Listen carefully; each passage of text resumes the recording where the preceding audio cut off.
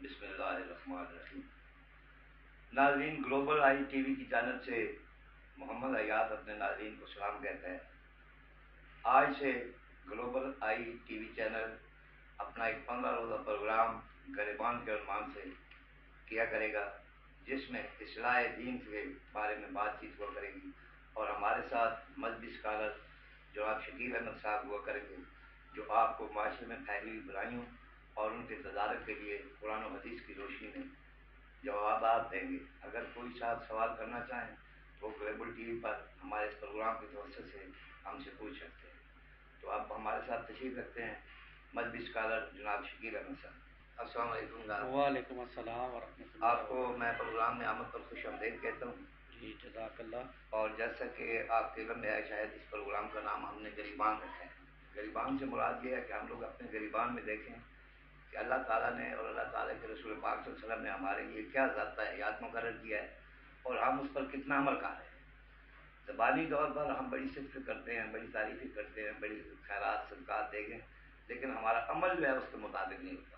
تو اس پروگرام میں ہم کوشش کریں گے کہ آپ عوام الناس کو یہ بتائیں کہ ہم عمل کی طرف آئیں اور معاشرے میں پھیلی جو برائیاں ہیں ان کا ہم تدارک کیسے کریں۔ اب چونکہ محرم قریب ہے تو اس پہلے پروگرام سے ہم شہادت جناب امام پاک سے شروع کرتے ہیں، اور اس کے بعد یہ اصلاحی پروگرام ہمارا 15 روزہ یوں ہی چلتا رہے گا۔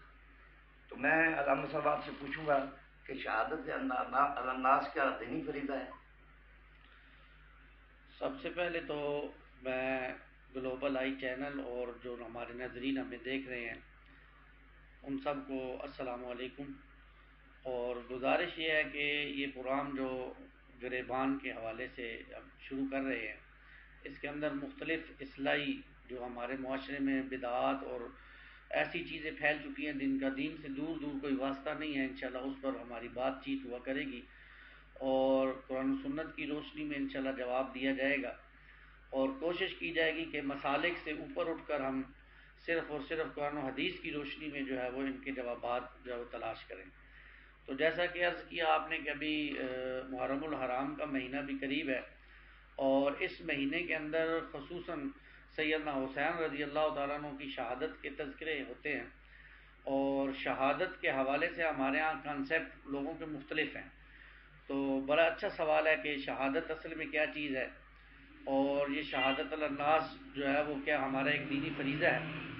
تو اس حوالے سے پہلی بات تو یہ ہے کہ شہادت جو ہے یہ بہت بڑا عمل ہے، اور شہادت کے حوالے سے خود رسول اللہ صلی اللہ علیہ وسلم کا معمول یہ ملتا ہے کہ آپ صلی اللہ علیہ وسلم کی یہ خواہش ہوا کرتی تھی کہ میں اللہ کے راستے میں شہید ہو جاؤں، پھر اللہ تعالیٰ مجھے زندگی دیں، پھر میں اللہ کے راستے میں شہید ہو جاؤں، پھر اللہ تعالیٰ مجھے زندگی دیں، پھر میں اللہ کے راستے میں شہید ہو جاؤں۔ تو یہ شہادت بہت بڑا مرتبہ ہے، بہت بڑا رتبہ ہے۔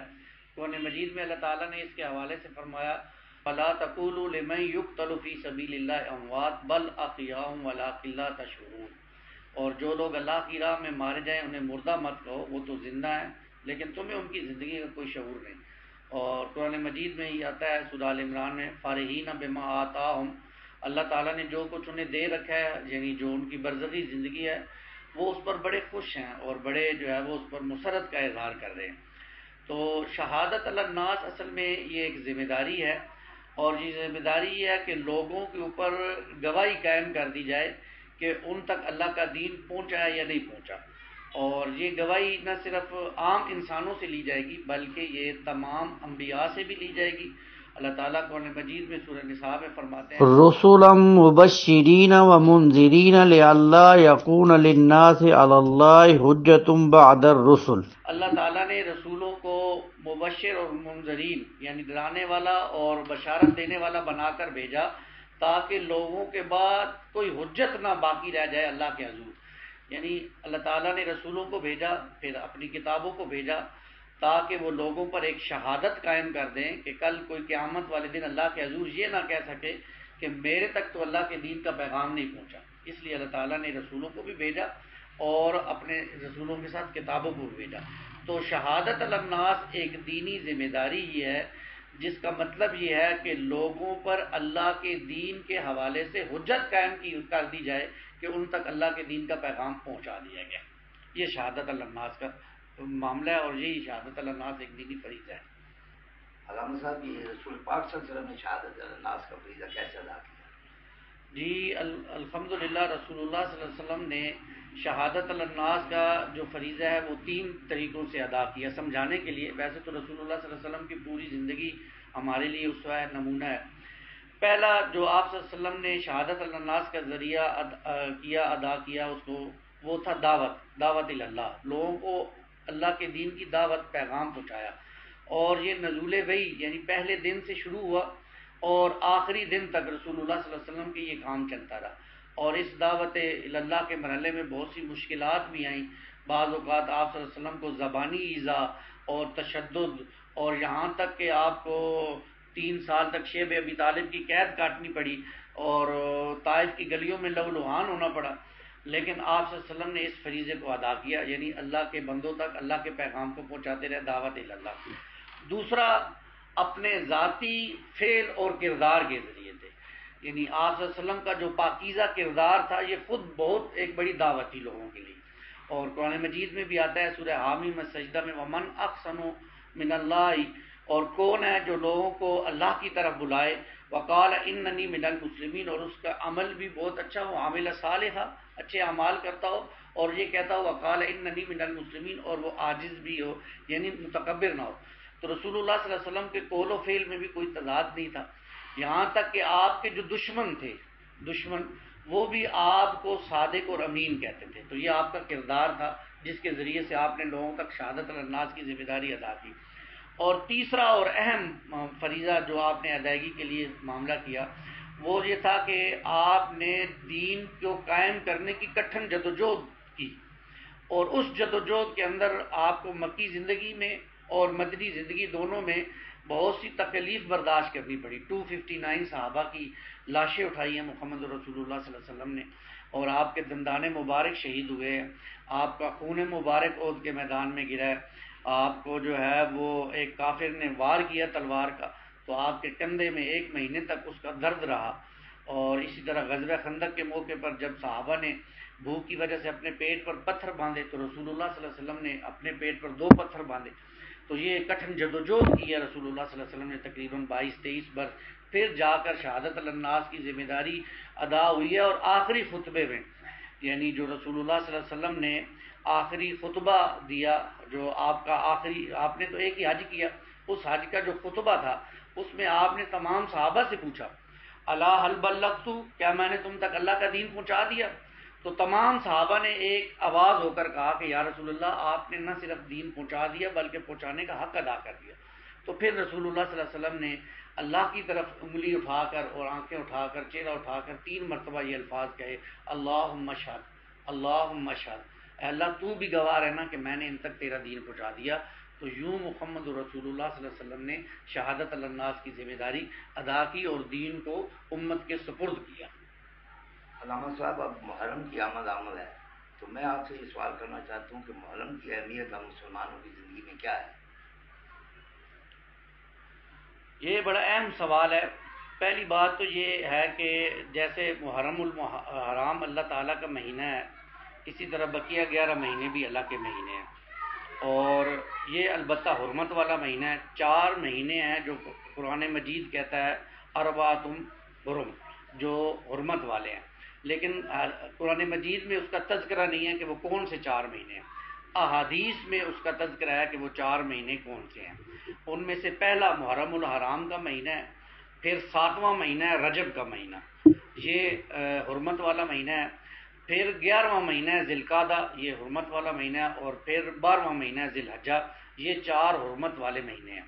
یعنی ان کی حرمت والے مہینے سے مراد یہ ہے کہ ان مہینوں کے اندر جنگ کرنا، فسق فجور کی بات کرنا اللہ کو ناپسند ہے اور نہیں کرنی چاہیے. اور محرم کا مہینہ کیونکہ یہ مسلمانوں کا پہلا مہینہ ہے تو اس مہینے کی بڑی اہمیت ہے مسلمانوں کے لیے. رمضان میں رسول اللہ صلی اللہ علیہ وسلم کیونکہ فرائض روزوں کا معاملہ ہوا کرتا تھا، اور رمضان کے علاوہ محرم کے مہینے میں لوگ اللہ کے رسول کثرت سے روزہ رکھتے تھے. اور سیدنا عبداللہ ابن عباس یہ بات فرماتے ہیں کہ رسول اللہ صلی اللہ علیہ وسلم ایک رمضان کے روزوں کی بہت پابندی کیا کرتے تھے اور ایک محرم الحرام کے روزوں کی بہت پابندی کیا کرتے تھے. یعنی آپ ان دنوں میں بہت عبادت اور روزوں کی پابندی کیا کرتے تھے. تو محرم کی بہت اہمیت ہے. ایک تو اس کے اندر عبادت کرنی چاہیے, روزے رکھنے چاہیے, اور ایک اس میں عاشورہ جو 10ویں محرم کا دن آتا ہے اس کی بھی بڑی اہمیت ہے. علامہ صاحب میں یہ پوچھنا چاہوں گا کہ ہمیں اس دور میں محرم کیسے منانا چاہیے؟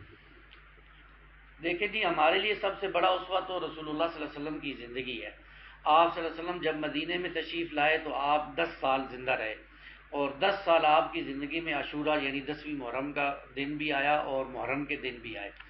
تو پہلی بات تو یہ ہے کہ آپ صلی اللہ علیہ وسلم نے ان دنوں میں روزے رکھے, اور خاص کر عاشورہ کے دن روزہ رکھا, یعنی 10ویں محرم کا روزہ رکھا. بلکہ آپ صلی اللہ علیہ وسلم جب تشریف لائے مدینے میں تو یہودی روزہ رکھا کرتے تھے. تو رسول اللہ نے پوچھا بھائی تم کیوں روزہ رکھتے ہو؟ تو انہوں نے کہا کہ یا رسول اللہ ہم اس لیے روزہ رکھتے ہیں کہ اس دن کو ہم یوم نجات سمجھتے ہیں, کہ اللہ تعالیٰ نے موسیٰ علیہ السلام کو فرعون سے نجات دی اور فرعون کو غرق کر دیا. تو رسول اللہ صلی اللہ علیہ وسلم نے فرمایا کہ ہم تم سے زیادہ حقدار ہیں اس کے کہ ہم موسیٰ علیہ السلام کی لیے تشکر کے لیے روزہ رکھیں. تو رسول اللہ صلی اللہ علیہ وسلم نے یوم عاشورہ کا روزہ رکھا اور فرمایا کہ اگر میں زندہ رہا تو اگلے سال یعنی ہم نامی کا روزہ بھی رکھیں گے, یعنی نامی 10ویں یا 10ویں 11ویں کا آپ نے کہا کہ یہ 2 دن کے. تو بہترین طریقہ تو یہی ہے کہ ہم محرم المحرام کے مہینے میں کثرت سے نفلی روزے رکھیں, اور اگر نہیں رکھ سکتے تو کم از کم عاشورہ کے 2 روزے ضرور رکھیں, ایک نامی کا اور 10ویں کا, یا پھر 10ویں اور 11ویں کا. اور پھر یہ ہے کہ وہ جو ایام 20 کے روزے ہوتے ہیں 13ویں 14ویں اور 15ویں یہ روزے رکھ لیں. جمعرات کا روزہ رسول اللہ صلی اللہ علیہ وسلم رکھا کرتے تھے, پیر کا روزہ رکھا کرتے تھے رسول اللہ صلی اللہ علیہ وسلم. پیر کا روزہ اس لیے رکھتے تھے کہ اس دن آپ کی ولادت ہوئی تھی, آپ اپنا پیر کا روزہ رکھتے تھے. جمعرات کا روزہ آپ اس لیے رکھتے تھے کہ اللہ کے حضور پورے ہفتے کے اعمال پیش ہوتے ہیں جمعرات کے دن. تو ہمیں یہ روزے کم از کم محرم کے مہینے میں رکھنا چاہیے اور فضول قسم کی خرافات سے اپنے آپ کو بچانا چاہیے. علامہ صاحب کیا اس مہینے صدقہ و خیرات کا اجر زیادہ ہے؟ اس حوالے سے کوئی حدیث تو نہیں ملتی کہ اس مہینے میں کثرت سے صدقہ کرنے سے اس پر اجر زیادہ ملتا ہے. البتہ یہ ہے کہ صدقہ خیرات ہمیں کثرت سے کرنا چاہیے. احادیث میں اس کا بہت زیادہ تذکرہ ہے, آتا ہے کہ یہ جہنم کی آگ سے ڈھال ہے, اور یہ بھی روایات میں آتا ہے کہ صدقہ انسان کو آگ سے بچانے والی چیز ہے. تو انسان کو کثرت سے صدقہ کرنا چاہیے. البتہ رمضان کا ایک مہینہ ایسا ہے جس میں عام دنوں کی نسبت صدقہ کرنے کا بہت زیادہ اجر ہے. تو محرم الحرام کے حوالے سے حدیث میں ایسا کوئی نہیں آتا, لیکن ہمیں کثرت سے صدقہ اس حوالے سے کرتے رہنا چاہیے. میں نے کسی سے سنا تھا کہ اگر 10 محرم کو جتنا خرچہ کیا جائے تو اس کا اجر بہت زیادہ ملتا ہے. یہ میں نے بھی یہ سنا ہے, سنی سنائی بات ہے کہ اس دن خرچ کرنا چاہیے, اہل و عیال پر خرچ کرنے کا اس کا حساب نہیں ہوتا, اس طرح کی باتیں ہیں. تو یہ کچھ ضعیف روایات ہیں جن کے اندر یہ باتیں ملتی ہیں, لیکن ہمارے جو سلف اور اسلاف ہیں, جو بڑے لوگ ہیں, ان کے ہاں اس طرح کا کوئی تذکرہ اور عمل ملتا نہیں ہے. اس لیے ہمیں ویسے بھی حدیث میں آتا ہے کہ سب سے افضل صدقہ تو ہوا جو تم اپنے اہل و عیال پر خرچ کرو, اپنے بیوی بچوں پہ خرچ کرو. تو ویسے بھی انسان خرچ کرتا ہے تو 10ویں محرم والے دن بھی خرچ کر لے, کوئی حرج کی بات نہیں. علامہ صاحب آپ کو بہت شکریہ کہ آپ تشریف لائے اور آپ نے بھی بہت اچھی بات بتائی. انشاءاللہ ہم امید کریں گے کہ اپنے پروگرام میں آپ پھر تشریف لائیں گے اور انہیں قرآن و حدیث کی روشنی میں معلومات بیان کرنا ہے. میں آپ کا ایک بات سے شکریہ.